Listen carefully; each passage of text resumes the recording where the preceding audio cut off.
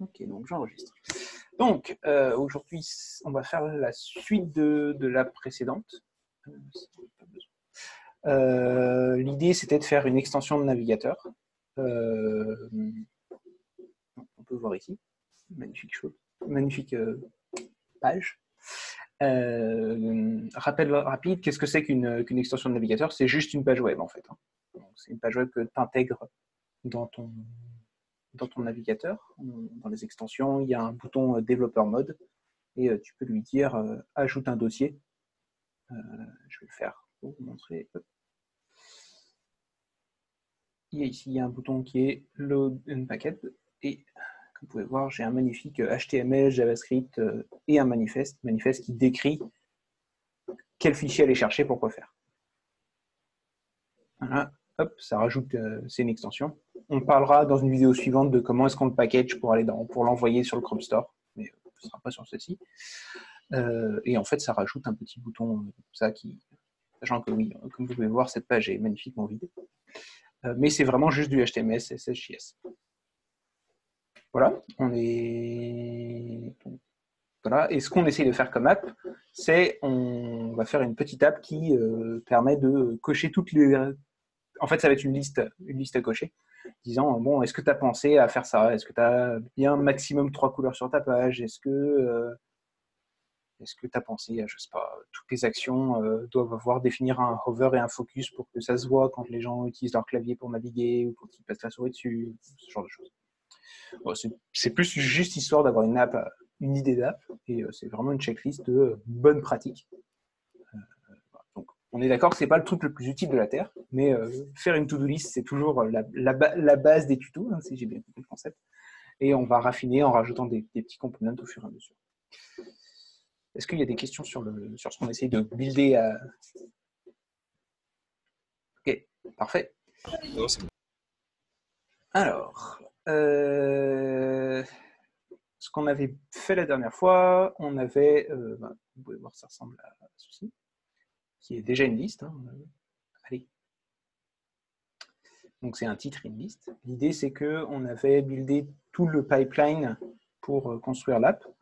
Donc c'est aller gérer son webpack avec la config pour lui dire ah bah tu vas transformer ton HTML de cette façon-là, tu vas transformer ton JavaScript, tes JSX et tes fichiers JS avec Babel, tu vas aller chercher tes CSS, ce genre de choses. Pareil, Babel qui transforme du JavaScript non standard en JavaScript standard pour que la plupart des navigateurs soient capables de le lire. Même si on cible que Chrome ici, donc c'est un peu surfait à mon sens, mais bon. Disons qu'il y a des choses dont on a besoin, notamment Presect React, qui va permettre de dire que quand on a de la syntaxe comme ça dans ton JavaScript, ce qui n'est pas du JavaScript standard, ce sera transformé en JavaScript normal que l'app pourra lire. Il me semble qu'en plus, maintenant, il y a pratiquement plus aucun navigateur qui ne soit pas capable de lire. Le JSX, personne n'est capable de le lire. Aucun navigateur est capable de lire ça. Non, mais je veux dire, je trouve plus le terme. Ça dépend quel bout de. Le S6, en fait, ça dépend quel bout de l'ES6. Ouais, d'accord. Il y a des trucs qui sont. Il y a des trucs oui, il y a des trucs non. Donc, tant qu'à faire, tu transpiles, tu es sûr que ça marche. On avait intégré un fichier CSS minimaliste. Je ne sais pas si vous vous en souvenez. L'idée, c'est qu'on avait importé le fichier CSS comme ça dans le JavaScript et qu'on avait configuré Babel pour que Webpack pour qu'il l'intègre correctement à la page. Comme on peut voir ici, les listes n'ont bien pas de type et la div est un peu plus grosse que la taille minimale qu'elle pourrait avoir. Enfin, la page est un peu plus grosse que la taille minimale. Et c'est pas mal ce qu'on a fait la fois d'avant. Si je vais faire un tout petit rappel sur le manifest.json pour rappeler à quoi ça ressemble, un manifest.json, c'est un numéro de version, un nom d'app, une version, une description éventuellement, et qu'est-ce que va faire ton extension. Le default pop-up, ça lui dit quelle est la page que tu ouvres quand quelqu'un clique sur ton application. Donc, par exemple, si je clique sur celle de React, non, celle de React, ah si, ah, voilà, par exemple, ça c'est le default pop-up, en fait. Cette bout de page-là, quand je clique là, c'est C'est ça, voilà. Donc, ça lui dit ouvre le fichier qui s'appelle pop-up HTML. Ok, est-ce que c'est clair? Est-ce qu'il y a des questions? Est-ce qu'il y a des trucs que j'ai oubliés pour ceux qui étaient là la fois d'avant ou qui ont regardé la vidéo? Non, c'est très clair pour moi. Ok. Je vais faire un rapide sondage. C'est quoi votre niveau global de React? Entre j'y ai jamais touché ou j'ai déjà construit une app. Néant. J'ai touché un petit peu. À 0 aussi. Parfait. Ok. Second sondage, quel est votre niveau de JavaScript global? Genre. Pas fluent. Difficile à répondre. On se Est-ce démerde. que des notions, par exemple, est-ce que import, export, ça vous parle? Ouais. Du coup, je vais en parler. Parfait. Je vais repartir vraiment de la base, puis on va construire là-dessus. Éventuellement, si on a trop de choses à expliquer, de toute façon, on peut faire une infinité de vidéos sur le sujet. Donc, oui, donc il y a des bouts que j'ai dû faire la fois d'avant qui n'étaient pas très clairs. Qu'est-ce que fait import? Donc ça, c'est le fichier popup.jsx, c'est le fichier de base qui sera chargé par l'app. Comme on peut voir dans le popup.html qui est généré. Il intègre un popup.js qui est la version minifiée avec toutes les librairies incluses, etc. de notre popup.jsx.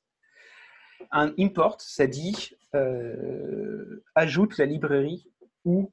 Alors, tu as deux types d'import. Tu as l'import qui n'est pas un fichier mais qui est une lib. Donc, par exemple, React DOM, c'est l'outil importe telle fonction ou tel fichier, telle fonction, ou tel élément de telle librairie. Okay, par exemple, on importe React DOM qu'on utilise genre juste en dessous, ici. Voilà, ça, c'est tu l'importes et voilà. Ça permet de dire à Webpack, quand il va te transformer en pur JavaScript, en fait, il va prendre la librairie, il va la coller dans le fichier à cet endroit-là, et du coup, après, il va pouvoir la modifier et faire tout le reste dessus. Est-ce que c'est clair?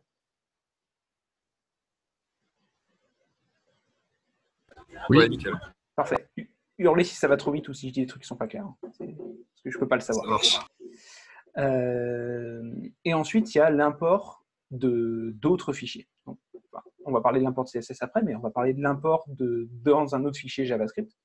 Donc en fait, celui-là, comme on peut voir, là, le popup.jsx, il est là. Et je lui dis ./component, donc pas dans le dossier component qui est ici, et va chercher app.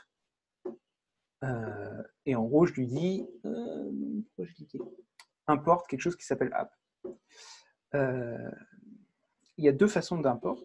Il y a... Allez. Ah. Ok. Bon, VS-Code fait des siennes. Je vais en montrer un autre. Je sais que j'en ai d'autres ici. Non, ça ne va pas vous aider, ça. Désolé, je cherche un truc qui donne des bons exemples. Ok. Il y a sans accolade et avec accolade. Quelle est la différence, vous me direz? On va reprendre notre truc de base. La différence entre les deux. Ok. Qu'est-ce qui se passe?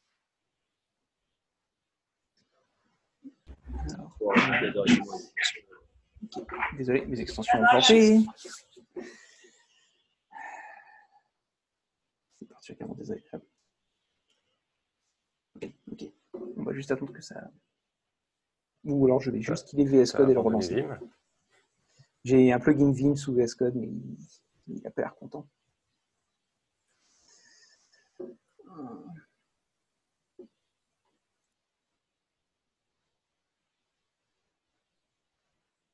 J'aime beaucoup VS Code, mais ça reste moins stable que Vim. Ouais, pareil. Je ne suis pas tout seul à avoir des soucis avec le plugin. Ça est plutôt rare, heureusement. Ouais.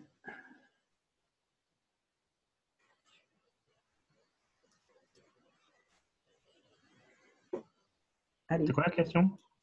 Ah non, non, c'est juste que VS Code est aux fraises en ce moment, je ne sais pas pourquoi. Donc, je disais qu'il existait deux types d'import qui sont avec accolade et sans accolade. Mettons que... allez, je peux pas appuyer sur Entrée. Je suis désolé. Donc, je disais...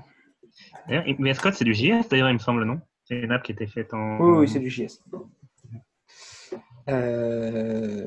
Et je vais dire test. Allez. J'ai un petit like. D'ailleurs, je sais pas si ça fait pareil, mais moi, quand j'ouvre jamais deux instances de VS Code en même temps. Ouais, bah, c'est ce que j'avais fait et je viens d'en fermer une. Du coup, ça se passe mieux. Ok. Donc, quelle est la différence entre ces deux imports? Quand il n'y a pas d'accolade, ce qu'il va faire, c'est qu'il va import le default. Donc, alors, je pousse zoom parce qu'il est au milieu du chemin. Je vais mettre à droite. Je vais mettre à droite, j'ai dit. Comment? Ok. Donc, là, ce qui se passe quand je dis import app, c'est qu'il va importer le truc qui est exporté par défaut. Donc, dans ce fichier-là, j'ai dit export default cette fonction. Et quand j'importe sans accolade, il va importer automatiquement celui-ci. Est-ce que c'est clair? Parce que c'est celui qui est par défaut. Ouais. Nickel. Ok. Si j'ai des accolades, il va aller chercher quelque chose qui est nommé de cette façon-là. Par exemple, alors je ne vais pas créer un fichier test parce que sinon il va falloir le supprimer tout, ça va être chiant. Mais dans l'idée, si j'avais envie d'aller chercher cette chose-là, et là j'aurais pu faire un objet JavaScript quelconque. Voilà. Donc ça, celui-là, il va aller chercher quelque chose qui a le bon nom, parce qu'il n'y a pas de default et que j'ai mis des accolades. C'est la différence dans les deux types d'import. Vous verrez les deux, hein, probablement dans cette vidéo. Donc voilà. Est-ce que c'est clair la différence entre les deux, ça va? Ouais, nickel.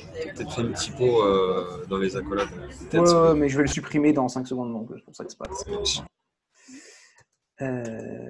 donc, ça c'est la différence. Les fichiers CSS, c'est juste pour que Webpack, c'est un peu comme quand on importe des librairies. C'est pour dire à Webpack, ici, tu vas aller jeter ton fichier CSS à cet endroit-là dans le code JavaScript. Ou tu vas l'extraire, ou tu te débrouilles. Mais c'est vraiment juste pour que Webpack sache qu'on en a besoin. C'est un peu bizarre comme syntaxe. Disons que c'est douteux, on va dire. Mais ça fait le taf. Voilà. Donc ça, c'est la notion de module. En JS, ça marche, en JS moderne, ça marche comme ça. Et on a vraiment besoin d'un Webpack pour le gérer. Parce que c'est lui qui va être responsable de faire la plomberie en fait et de dire ah ok, donc là tu importes app ici, donc je vais aller chercher cette fonction puis je vais l'écrire à cet endroit-là. En fait, en gros, il le remplace. Webpack il va chercher tous les statements import, c'est ça? C'est ça. Ah, il fait entre autres ça. Il fait plus de choses, mais l'idée c'est qu'il fait du packaging. Donc d'une façon ou d'une autre, il fait plein d'autres choses en fait. Ce qu'il va faire par exemple, c'est qu'il va aller minifier les choses. Tu vois, il va plugger tes différents fichiers et ensuite, bah, comme on l'a vu, hein, la gueule du fichier JS final, c'est un espèce de pluggy-boulga infini là, parce qu'il a minifié tout ça. Donc ça fait vraiment les deux. Hein. C'est vraiment ok, en fait, c'est quand j'ouvre ce fichier que tout meurt. Bon, bah, je vais arrêter d'ouvrir le fichier JavaScript final. Excusez-moi. Je rouvre VS Code. Je pense qu'avec Zoom, il n'est pas très content. Je vais peut-être débloquer. Ça va me donner un peu de RAM. Zoom, c'est la première version, ça. Je connais pas. De quoi? Zoom, moi sur mon ordi, ça me bouffe mes ressources, ça passe sauter mon Linux. Ah ouais, et encore, tu partages pas ton écran. Ouais. Ouais, quand ça marche. C'est ça, quand tu partages l'écran, c'est terrible. Ça détruit mon PC est en train de chauffer à fond. Mais bon, peu importe. Ok, donc là, on a vu en gros comment marchaient les imports. Maintenant, donc là, l'idée, c'est que ça va être le schéma classique de ce que c'est qu'un component en React. En React moderne, donc, je ne parle pas pour le passé, si vous voulez savoir comment ça marchait dans le passé, vous pouvez aller voir mon article qui date de l'année dernière sur le sujet. Mais on ne va pas parler de ça, on va parler de la version plus moderne. Tous les components sont des fonctions, okay, qui ont un nom, en fait, par convention avec une majuscule, un peu comme dans Rails, quoi, et qui return un espèce de markup HTML. Okay, ça ressemble à de l'HTML classique. Jusque-là, il ne devrait pas y avoir trop de surprises sur le côté. Il y a les tags vides qui peuvent sembler bizarres. L'idée, c'est que ça aurait pu être une div, mais tout ce que ça fait, c'est juste que ça impacte plusieurs choses dans un seul. Parce que un component ne peut retourner qu'un seul niveau de tag. Et que si j'avais pas ça, en fait, il retournerait un H1 et un UL. Et comme je veux retourner deux choses, bah, je mets des espèces de diamants vides autour. C'est un contenant, quoi. Ouais, c'est un contenant. C'est une technique qui est pratique, mais c'est clairement pas obligatoire pour faire du React. Là. C'est plus, voilà. Bon, vous l'avez vu une fois, si jamais vous tombez sur du code qui a ça, ça ne vous perturbera pas trop. Et donc, ce qui se passe, c'est que on se rappelle de la base. Ça, c'est la fonction classique en React pour plugger une app quelque part. Donc, si on réouvre le HTML, l'HTML, c'est un body avec une seule div qui a un ID. Okay. Et si on reprend le .jsx, ce qui se passe, c'est que je vais lui dire de render le component qui s'appelle app, donc celui-là, hein, à cet endroit-là. Ça, c'est le JavaScript classique pour aller sélectionner un élément du DOM pour lui dire à cet endroit-là, render l'app. Voilà. Si vous savez faire ça, vous savez globalement écrire des components React super simples. Il vous manque des choses pour faire des choses qui réagissent au clic, qui réagissent à ce genre de choses. Mais déjà, vous savez, vous pourriez construire une page web complètement statique qui réagit à rien avec juste ça. Voilà. Sachant que quand vous ne buildez pas des extensions de navigateur, vous pouvez utiliser quelque chose qui s'appelle Create React App, qui en fait gère pour vous tout seul la config Webpack et la config Babel, et vous n'avez pas besoin de l'écrire. Et donc, en fait, vous avez une app qui est déjà prête. C'est vraiment super simple à builder sa première app qui ne fait pas grand-chose. Ou Gatsby, en fonction de ce que vous préférez utiliser là. Les deux font le taf. Mais ce n'est pas vraiment le sujet d'aujourd'hui. Gatsby, je ferai sûrement une autre vidéo à un moment de présentation.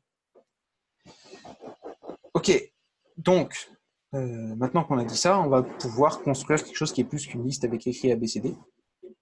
On va vouloir du coup construire une liste de tout ça.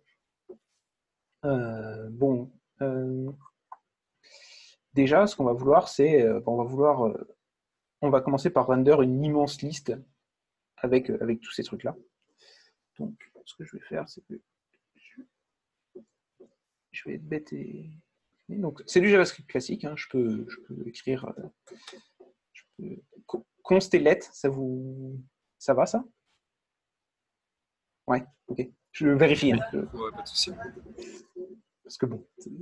Je veux dire, il y a des gens, var c'est la limite max de ce qu'ils savent en JavaScript, donc je préfère être sûr que constellet, const c'est une constante, ça ne change pas, let c'est des choses qui vont changer. Donc du coup là je vais définir des data, et ça va vraiment être un objet JavaScript classique. Hein. En fait ça va être un arrêt de phrases. Ça va être chiant formaté. Ça va pas être chiant formaté. Ok. D'ailleurs, tu as beaucoup de situations où tu as besoin du let? Ça arrive, quoi. Parce que je t'avouerais, enfin, c'est mon cas personnel, mais je vais pas utiliser tant que ça. Hein. Je suis plus souvent sur des constantes que. Bah, c'est souvent des constantes, là, Mhm. mais, mais si, tu te retrouves quand même à le faire.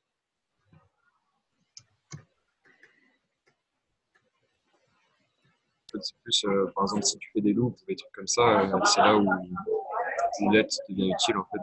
Mettons, tu itères à travers un arrêt et tu veux avoir une variable accessible pour chacune de ces itérations, tu vas utiliser let. Comme ça recrée un nouveau scope de variables dans cette itération. Mm. Comme vous pouvez voir, j'ai beaucoup de fun. Mais je laisse Vim faire les choses pour moi, donc c'est moins désagréable. Ok, donc on a notre liste de choses à afficher. Donc, ce qu'on va vouloir faire, c'est itérer à travers ça. Bon, je vous spoil, après on va mettre des ID et ce genre de choses là, mais pour l'instant. Donc, ça reste du JavaScript. Hein. Ça ressemble à de l'HTML, mais en fait c'est du JavaScript. Et donc on peut lui dire, bah, ici, en React, si on met des petites accolades comme ça, on lui dit, là-dedans, il va y avoir du JavaScript. Il faut que ça renvoie d'autres components, mais c'est lui dit, ça va être du JavaScript. Donc, bah, on va faire un truc super simple. On va prendre les datas, on va faire un map dessus.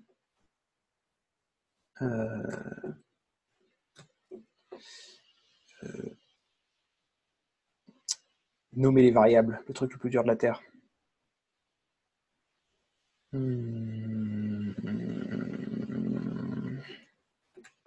une règle. Et tu me renvoies un LI. Hop. Et dans le LI, tu vas mettre la règle.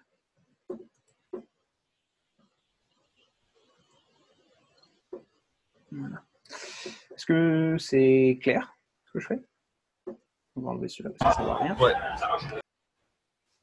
Voilà. C'est vraiment juste, je vais mapper. Si c'est trop petit, hurlez aussi. Hein. Si vous pouvez lire, ça va. Donc là, je vais mapper au-dessus sur les règles et je vais générer un LI avec la règle dedans pour tous. Hop, ici, du coup, on va relancer Webpack. Je ne l'avais pas fait la dernière fois, mais il existe le mode watch qui fait que dès que tu modifies un fichier, alors je ne sais plus si je l'avais fait la dernière fois, mais dans le fond, c'est si tu modifies un fichier, il va relancer,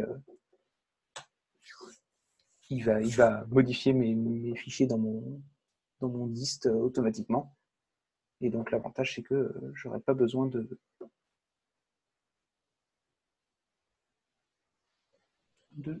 gérer tout ça. Ok, donc normalement, si je rouvre mon app, parfait, j'ai plein de règles. Voilà.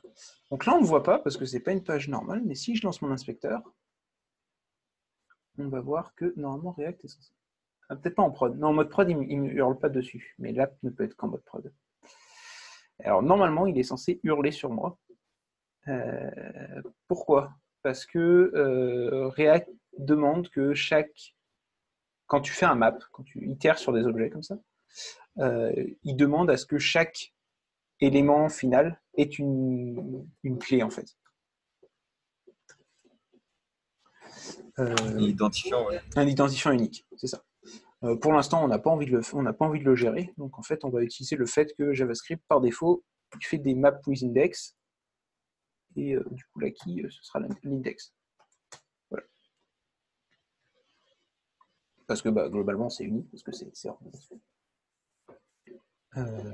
voilà. Donc là, on a un truc tout petit peu plus clean, et qui fait vraiment complètement faire l'affaire.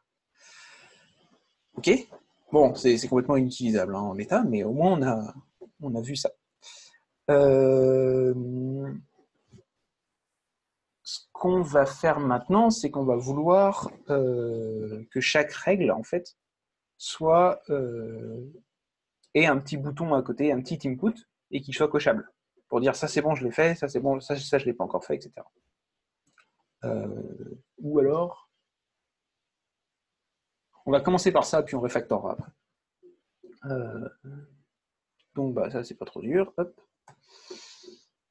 On va renvoyer plusieurs choses, donc on met un container. Ah non, ça va être DL. Ça va juste être DL. Et dans LLI, je vais mettre un A. OK. Un input. Alors, je ne sais jamais les écrire. Hein. Type égal. Normalement, ça devrait ressembler à du JS normal. C'est quoi déjà? C'est pas radio, c'est Checkbox. ça le nom? Ok. Check, peut-être tout seul? Checkbox? Je sais pas, je vais regarder. Il me semble que c'est checkbox. On va voir. Est-ce qu'il y a une checkbox? Allez. Moi, il a pas trop l'air d'aimer ça. Là, on voit qu'il fait plus grand chose. C'est un peu bizarre, ça va être. Ah non, si, c'est bon. Ouais, non, il n'y a bien rien du tout. Ou peut-être c'est juste mon PC qui est en train de mourir à cause de Zoom, ce qui n'est pas impossible. Ok. Je viens de regarder le type, c'est bien checkbox. C'est bien checkbox. Input type égale checkbox. Ah oui, mais si je ferme pas mon tag, il va pas trop aimer ça, quoi. D'ailleurs, c'est bizarre. Ah bah, en fait, il m'a hurlé dessus, mais j'ai juste pas lu, en fait. Voilà. Il m'a dit, il manque un. Tu peux pas fermer ton input, là? Voilà. Excusez-moi pour ça. Hop. Bonjour, je ne sais pas qui vient d'arriver. Bonjour Skelzor, ça va bien?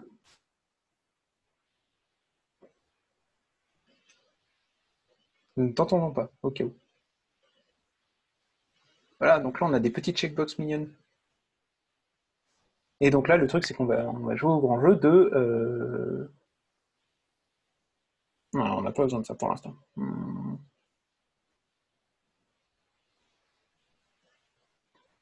Qu'est-ce que je vais faire?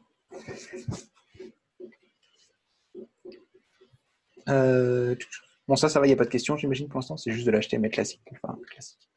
En fait. Je réfléchis dans quel ordre on va le faire. Je vais introduire ça. Ok. Donc là, ce qu'on voit, c'est que l'intérieur du map, il commence à y avoir plusieurs choses. Donc, ce qu'on va faire, c'est qu'on va l'extraire dans un fichier externe, donc un autre component. Je peux voir en full screen. Donc, comme je disais, ça, c'est un peu... Commence à y avoir un H1, un UL, dedans, je map, et là, je régénère des choses. Ça ressemble vachement à une règle toute seule. Donc, on va en faire un component règle. Donc, comme d'habitude, on crée un nouveau fichier qu'on appelle comme on voit nommer la chose.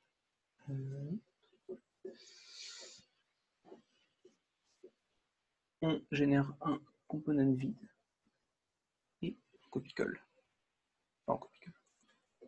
On coupe-colle en fait du coup. X.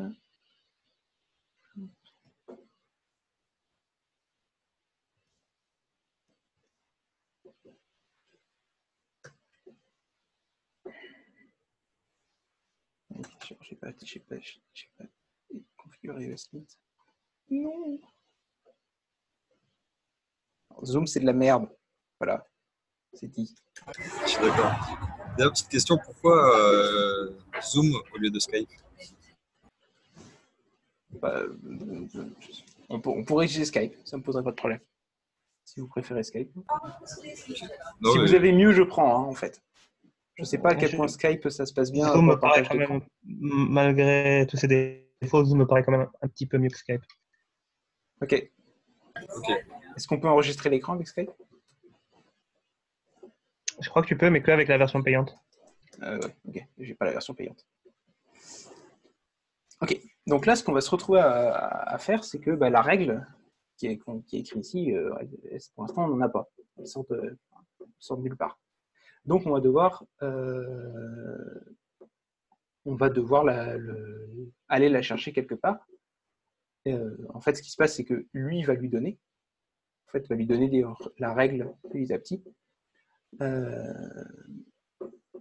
Et donc, ça me permet de parler de props. Qu'est-ce que c'est qu'une props? props, c'est une propriété. Donc, par exemple, je vais vous montrer une que... Voilà. Type égale checkbox. En fait, ça, c'est une propriété, c'est une props. Bon, c'est une props pour le input. Donc, voilà. Mais là, ce qu'on va faire, c'est qu'on va passer une props qui va s'appeler rule à toutes nos règles. Ou text, ça sera mieux d'ailleurs. Et donc ici, en fait, ce qu'on va faire, c'est aller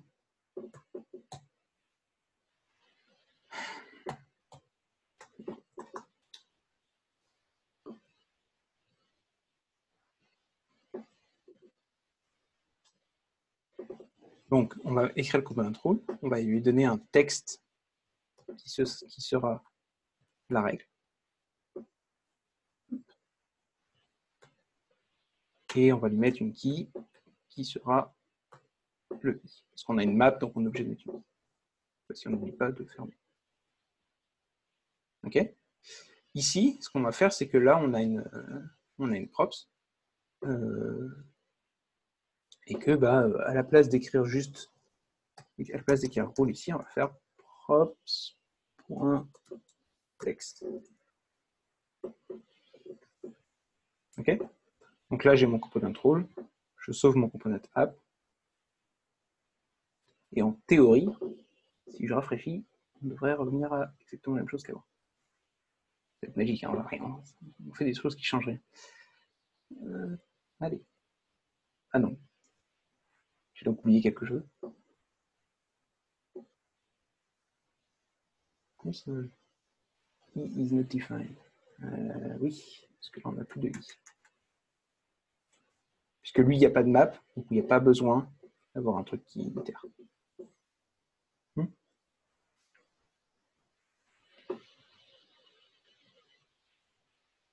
Il faut attendre que Webpack recharge, j'imagine. Voilà. Donc on revient à ce qu'on avait avant, mais au moins, quand on va sur notre app, c'est à mon sens, en tout cas, c'est plus simple à lire. On a le header ici, là on a le UL, et puis là on va avoir des règles, et la règle en fait va avoir son comportement interne à elle. Ok.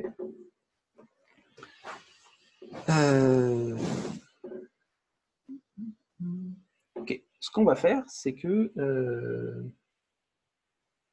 on va avoir un petit compteur qu'on va mettre dans le titre, qui va compter en fait un pourcentage de règles qu'on a bien coché.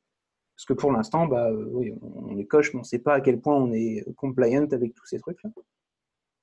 Donc on va s'écrire un petit truc qui va nous calculer notre pourcentage de tout ça.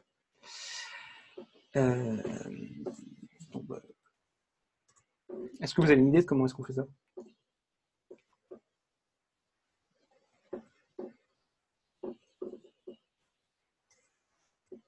C'est quoi la question déjà? Tu pourrais compter. Je vais écrire un pourcentage là. Ok. Je vais vous introduire un autre truc qui est super important dans React, c'est la notion d'état en fait. Donc tu as un state qui est l'état d'un component, hein, qui en fait va dire en gros à quel point en fait, qui peut contenir n'importe quel style de variable, mais là, en l'occurrence, ce que ça va contenir notre quantité de règles qui ont été check. Ok. Sachant que le nombre de règles, là, il est facile, il est ici. Donc, pour ça, React nous fournit un utilitaire qui s'appelle useState. Comme ça. Hop. Et j'utilise de cette façon-là. En gros, on lui dit quel est l'état initial. 0. Au début, il y a 0 règles qui sont cochées. Et ça va donner deux fonctions. Ça va donner deux objets. Une valeur, qui va être la valeur courante de l'état. Donc, c'est...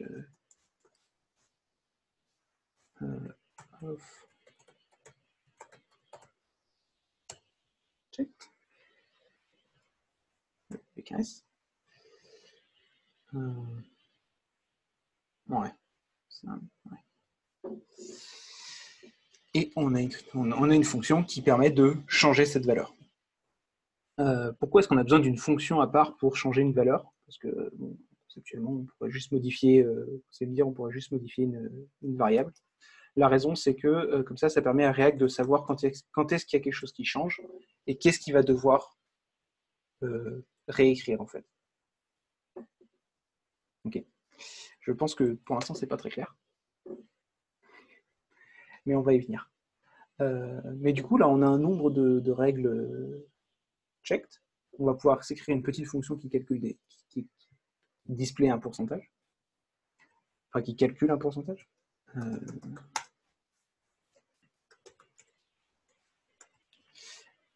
J'en ai écrit une tout à l'heure. Oui, ici. Est-ce que les arrow functions, c'est OK pour vous aussi ou pas?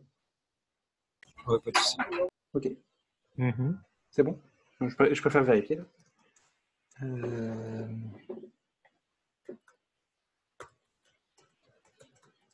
Juste comme c'est ça, la fonction useState, t'as pas besoin de l'importer quelque part, elle est dispo de base. En fait, t'as complètement raison.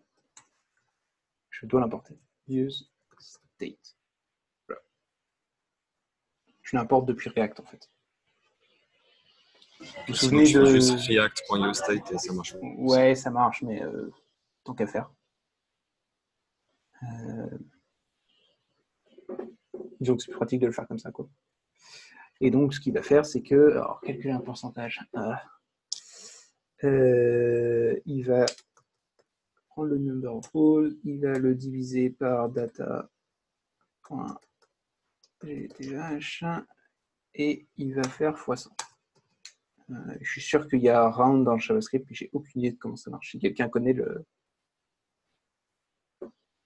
la façon dont écrire un round, c'est chouette. Je regarde vite. Là, et ici, on va écrire le pourcentage. Percent, et on va lui dire, hop, le checked. Okay. Et on va écrire % après. JavaScript, c'est math.round. Ok. Et j'imagine que tu peux lui dire de à combien tu veux qu'il round. On va voir ce que ça. Ouais, c'est ça. En argument, tu donnes à combien après la virgule. Parfait. Donc, en théorie, si on referme notre application et qu'on la relance, oui, ok, ça serait bien avec le pourcent, s'il te plaît. Voilà. J'ai pas mis %, j'ai mis % pourtant. Par contre, je me suis trompé. L'argument dans math.round, c'est juste le chiffre que tu vas arrondir. Ok, tu peux lui dire à combien de chiffres après la virgule tu veux arrondir. Je regarde vite, c'était dans les arguments suivants. Bon, au pire, on aura un pourcentage, ce sera très bien. Hop, c'est très bien, ça fera le taf. Donc là, on sait qu'on a coché 0%, et on aimerait bien que maintenant, quand on coche, bah, ce nombre-là, il change. Donc là, on va avoir une vraie app, quoi. Et donc, ce qu'on va faire, c'est que on va changer des choses dans Row, et lui, on va lui dire, bah, quand quelqu'un clique, change quelque chose. Ce qu'on va faire, c'est qu'on pourrait... Est-ce qu'on veut faire ça? Ouais, on va le faire pour l'instant là-dessus. Donc, on va définir une fonction onClick. Allez.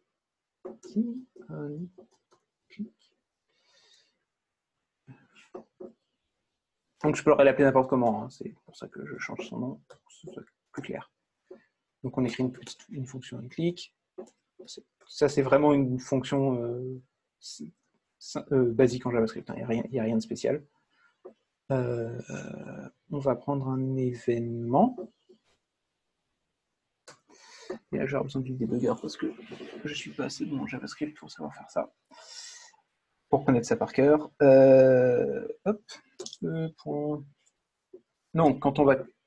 Ok. On va console.log.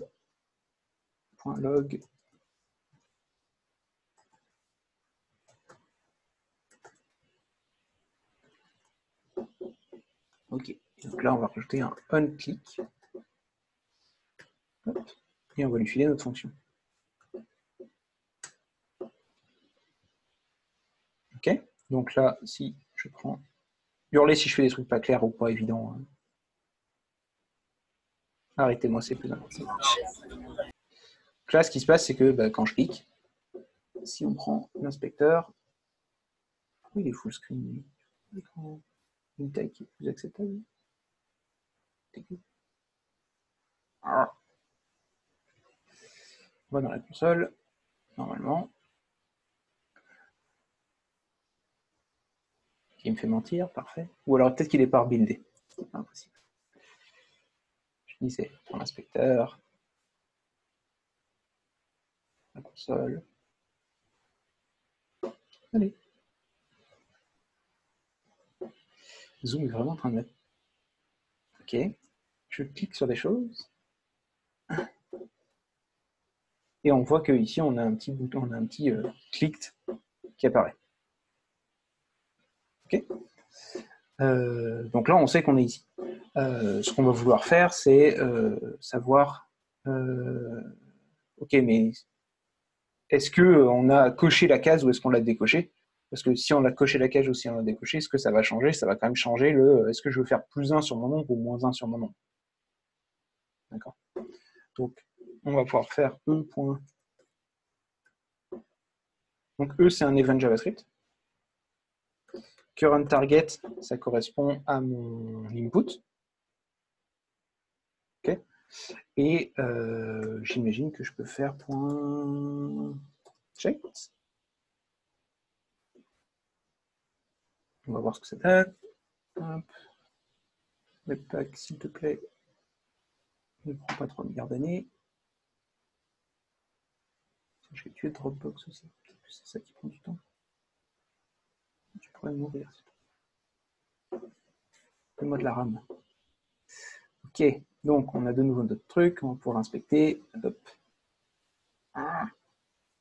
Ouvre ma console.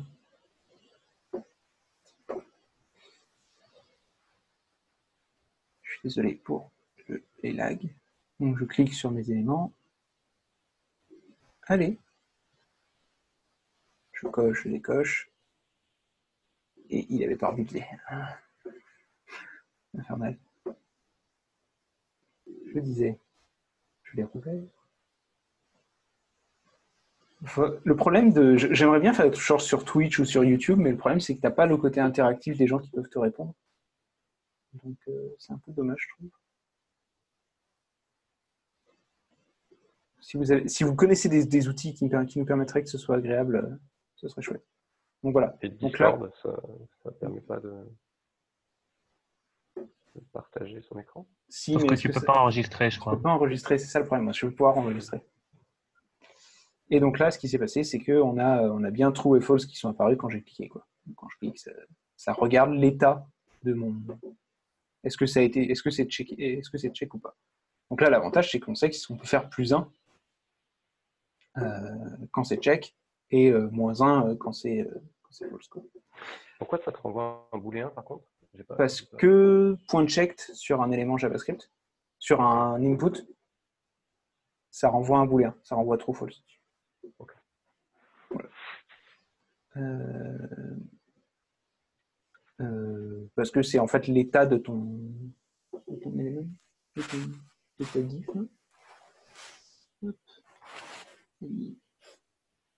Donc de ton input, en fait, c'est une fois c'est quand il est check, il a le point checked qui vaut autre chose. Okay. Allez. Mon Dieu. Mon extension like, quoi. C'est terrible. Ah, ok, il ne le met pas dans l'HTML. J'avais l'espoir qu'il le fasse. Mais bon. Et là, le truc qui va nous manquer, c'est pouvoir modifier le state, parce que c'est pas lui qui l'a. En fait, c'est l'app globale. Est-ce que vous avez une idée de comment est-ce qu'on va faire? La fonction set number row check. Tu utilises la fonction set number row check. Ouais, mais le problème, c'est que la rule, elle l'a pas, elle. Elle ne connaît pas cette fonction.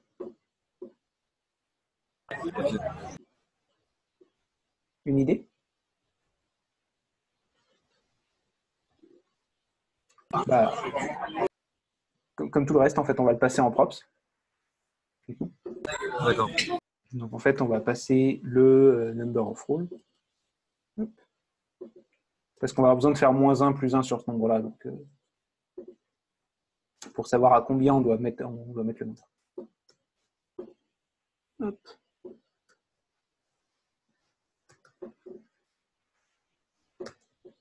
Ouais, tu passes la fonction Et la valeur. là dans l'élément enfant, c'est ça?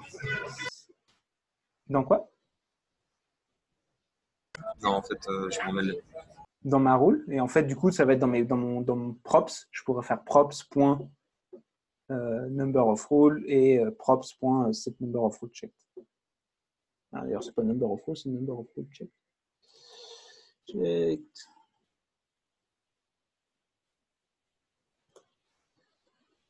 Ouais, je pourrais le nommer comme je veux. Hein. C'est juste que je garde des noms qui sont consistants comme ça. Ça change pas de component en component, sinon c'est le suicide au bout d'un moment. Donc du coup, quand on clique, on va pouvoir faire props. Set number of rows checked. C'est ça, hein? Set number of rows checked, oui. Et là, en fait, ce qu'on va pouvoir faire, c'est juste au-dessus, on va calculer la nouvelle valeur. Most new value equal props perdu. Props. Point. Number of rows checked. Ça. Et donc, on veut faire +1 quand ça c'est true et -1 sinon. Est-ce que les ternaires ça vous parle ou est-ce que ça vous fait hurler? C'est bon pour moi. De quoi? C'est bon pour moi. Non, c'est cool. Okay. Je connais pas, moi. Parfait. Alors, Non. C'est une syntaxe. En fait, l'idée c'est que tu lui passes un booléen. Pour l'interrogation, là c'est qu'est-ce que tu renvoies si c'est true, et là c'est qu'est-ce que tu renvoies si c'est false. C'est juste Ouais, c'est ça une marche syntaxe. en Ruby, ça y est. Ça marche aussi en Ruby. Ah, ok, ça marche. C'est valide uniquement quand c'est super simple. Sinon, c'est interdit. La Convention de Genève se pointe. Tout ça. Bref. Donc là, ce qu'on va faire, c'est qu'on va avoir le props number of rows checked plus, soit +1, soit +-1, donc -1.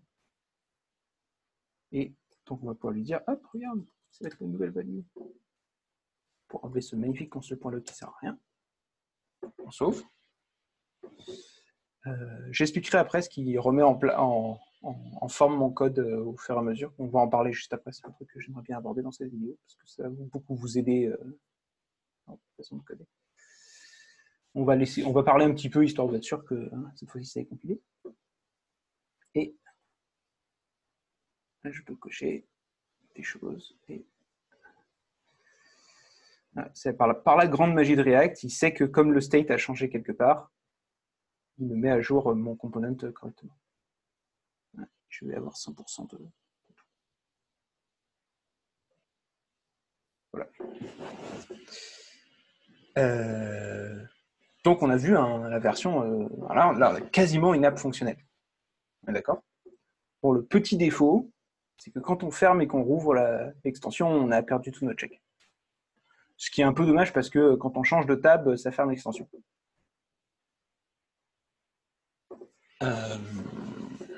Donc, ce qu'on va devoir faire, c'est gérer le storage, en fait.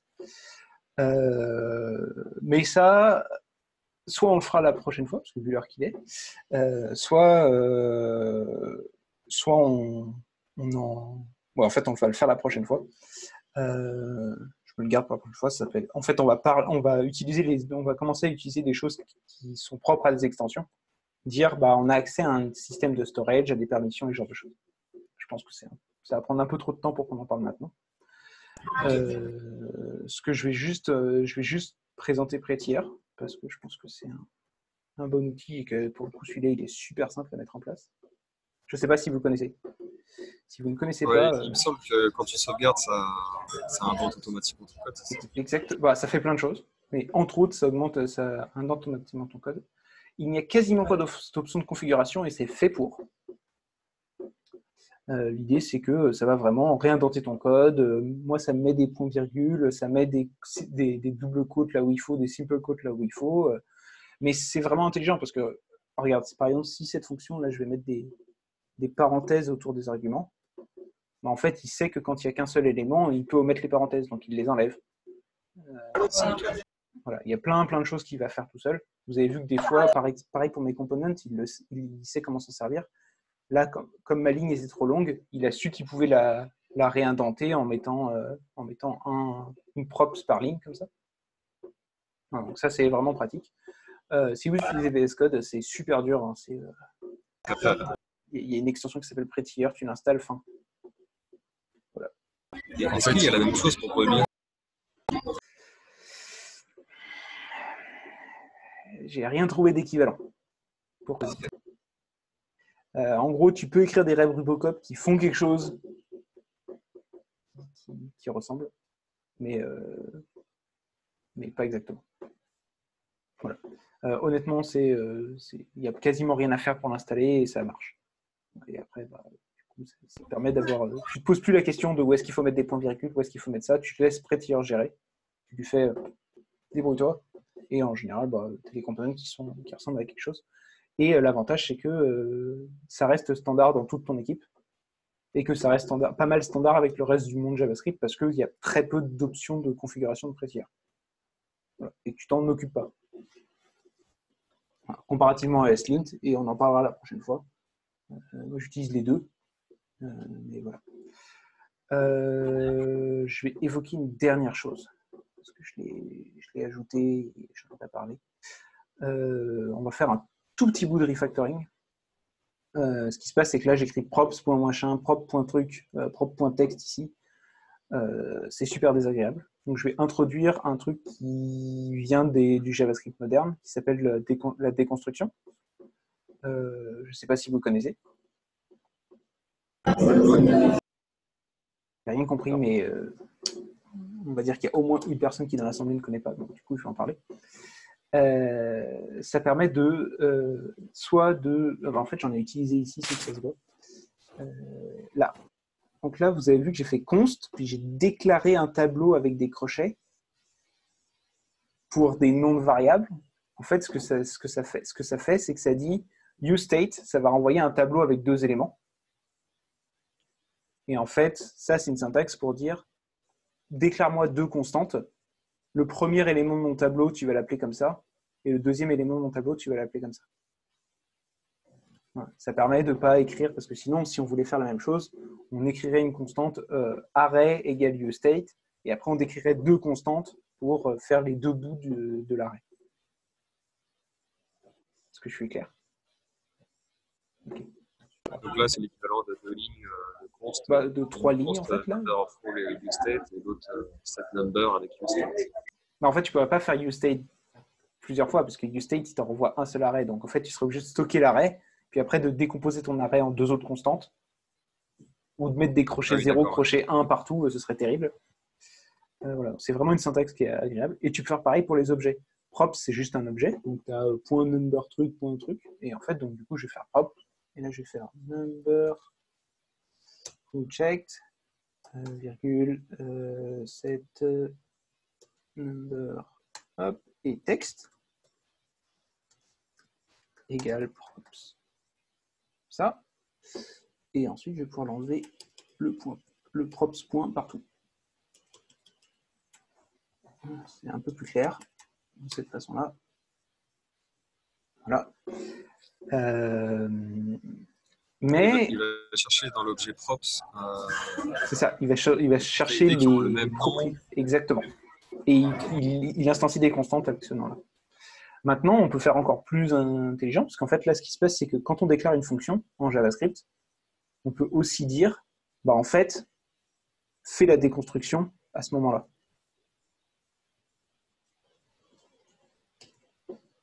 Voilà. Me génère pas un objet qui s'appelle props, déconstruit automatiquement tes paramètres et instancie-moi 3 variables avec ces noms-là. Donc on passe un. Voilà. Donc ça simplifie un peu le component, là, il est un peu plus clair. Et donc je disais, il y avait ça c'est un peu de refactoring pour soi, parce que c'est un truc qui est vraiment très utile en JavaScript, qui est utilisé partout. Donc, voilà. Le dernier truc dont je pourrais parler, c'est le petit truc qui s'appelle PropTypes ici. Et en fait, React supporte le fait que tu lui dises quel va être le type de tes objets, en fait, à quoi il est censé s'attendre en fait. Et si ça n'arrive pas, bah, peut-être qu'il y a un problème. Du coup, si c'est le mauvais type, il t'envoie un message d'erreur. Exactement. Te guider, ouais. Alors surtout en développement plus qu'en production, mais au moins ça permet toi de comprendre ce qui se passe, quoi. Donc tu as ton number of route checked qui est un. Donc là vous voyez que j'ai importé PropTypes ici. Oh. PropTypes. Point. Qu'est-ce que j'ai dit? C'était un number, c'est ça? Number et c'est required. Les types disponibles sont dans la doc, je suppose. Oh oui, c'est tout dans la doc de React. Set. Ah, j'aurais jamais dû nommer des choses avec des lanciers. Ok, select number of prop types. Allez. Prop types. Point. Donc ça c'est une function. Func. Point. On en a toujours besoin. Si on l'a pas, notre component ne marche pas. Et texte, qui est un types. En fait, ça peut servir comme une sorte d'interface. Oui, c'est clairement une interface. Et toi, du coup, tu as une idée approximative. Enfin, en fait, quand tu ouvres ton component, tu sais à quoi tu es censé t'attendre. Et éventuellement, React va te crier dessus en te disant « Ouais, mais en fait, ça, tu peux pas l'utiliser de cette façon-là parce que c'est une fonction. Donc, tu m'as dit que ce serait une fonction. Là, si tu vois, si je mets une fonction ici, enfin, bah là, c'est pas vraiment ce à quoi je m'attends. Ça fait pas de sens de mettre une fonction ici. » Voilà, c'est vraiment un truc qui, en développement, React vous crie dessus vraiment si vous ne les définissez pas. Et ouais, ça lui permet à lui de faire des optimisations aussi, donc c'est bien de les mettre. Alors, je dis peut-être une connerie, mais c'est un genre de typage, non? C'est clairement un typage. Ok, d'accord. C'est clairement un typage. C'est clairement ça qu'on est en train de faire. C'est plus une interface, et c'est aussi une interface, parce qu'on lui dit... Ouais, non, sinon c'est du typage. Parce qu'on lui dit si c'est required ou pas, les choses. Voilà. Cool. Est-ce que c'est clair? Est-ce qu'il y a... Ouais, nickel, merci beaucoup. Est-ce qu'il y a des questions? Juste comme ça, ligne 4, la fonction rule. Donc tu mets le premier argument, c'est propre. Est-ce qu'il y a d'autres arguments disponibles à part le props? Non. Non, t'as des props qui sont toujours là. Par exemple, tu as le prop children qui est toujours là, qui existe toujours. Tu as des props par défaut. En fait, le prop children, c'est qu'est-ce qu'il y a à l'intérieur de mon component. Okay. Par exemple, là, dans app, bah, à l'intérieur de UL, j'ai tout ça. Et si le UL était un component perso, bah, children contiendrait tout ça. Comme ça. Voilà. Des fois, c'est utile. Mais non, globalement, il n'y a pas de... Il n'y a pas d'autres... Alors, peut-être qu'il y en a un, mais dans ce cas, je ne les connais pas. Voilà. Il faut remarquer qu'ici, j'ai fait un export default. Parce que, bah, du coup, quand je fais... Alors, oui, je ne l'ai pas fait à la main, mais je fais un import rule from rule. Et donc, du coup, bah, il va importer la fonction par défaut, qui est finie par défaut. Voilà. D'autres questions? S'il n'y a pas de questions, franchement, là, avec tout ce que vous avez, vous pouvez construire quasiment toutes les apps en React. Vous avez alors une app qui aura peut-être des trucs qui seront un peu bizarres, genre votre CSS, ce ne sera pas forcément super agréable à écrire, on y reviendra. Mais honnêtement, là, vous pouvez faire des apps complètement fonctionnelles en React avec juste ça. Ok, c'est cool. Voilà. Ah, super, merci. Ouais, non, il y a peut-être 2-3 trucs qui vont vous manquer. On en parlera la prochaine fois. Ça sera chouette. Je pense. Ça Du coup, marche. pour la Merci. suite, le rendez-vous, c'est midi maintenant ou c'est toujours... Enfin, On verra. Est-ce que C'est ça arrange variable. les gens que ce soit midi? Moi, personnellement, dans c'est la aléatoire. situation Donc, actuelle, oui. Parce que si vous préférez que ce soit midi, ça peut être midi pour moi, ça ne me dérange pas. Si vous dites que vous préférez que ce soit le matin, parce que après vous allez bosser. Je sais qu'il y a des gens pour qui c'est le cas, donc on verra. Moi, ça m'arrange que ce soit le matin pour vous. Donc, voilà. moi, perso, j'ai pas d'avis là-dessus. Mon emploi du temps est aléatoire. Ok. Bref, s'il n'y a pas d'autres questions, je vais déjà stopper l'enregistrement.